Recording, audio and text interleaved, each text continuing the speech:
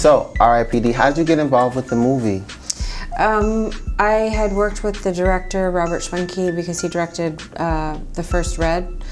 And he asked me to be in this, and I said yes right away. I love Robert, and I loved this part. So you did it more because of him. Was there a favorite part of your character? You're like, oh my God, I can't wait to do this scene. It felt pretty across the board. Like, put Jeff's beard in your mouth. I can't believe that, honestly, that even ended up in the movie, and that but I just found out. Somebody asked me on camera. So I didn't, those kind of choices that I make, usually, like, you never see. That was just improv. Yeah, but I think honestly, that speaks to Robert Schwenke.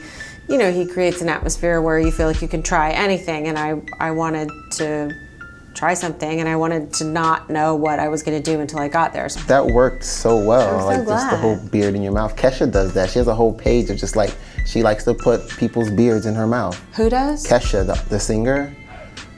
Right on. Okay.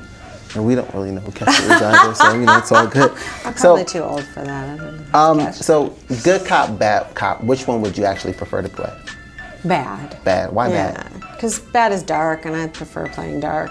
Since this movie deals with like sort of like the afterlife and going above in heaven, we've been asking everybody, Yeezus or Holy Grail? Yeezus is Kanye's album, Holy Grail is Jay-Z's album.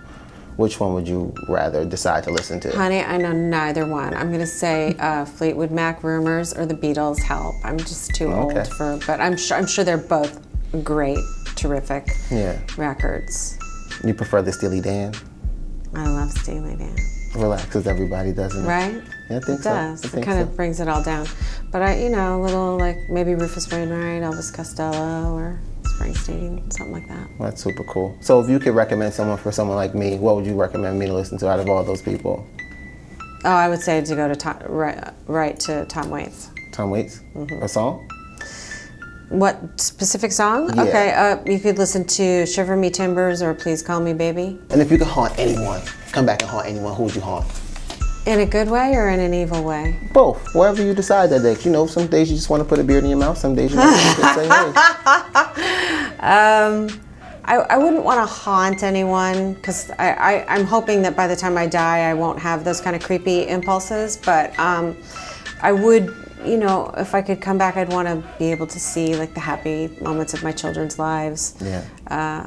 Because that's the only thing that keeps you sometimes wondering why you're staying on this planet, is like, you want to see what happens to them, and you want to see how they flourish, and what magic, befalls them, and that's the only thing I would be sad that I would miss about this world. Did anybody from the dead, like who would you visit?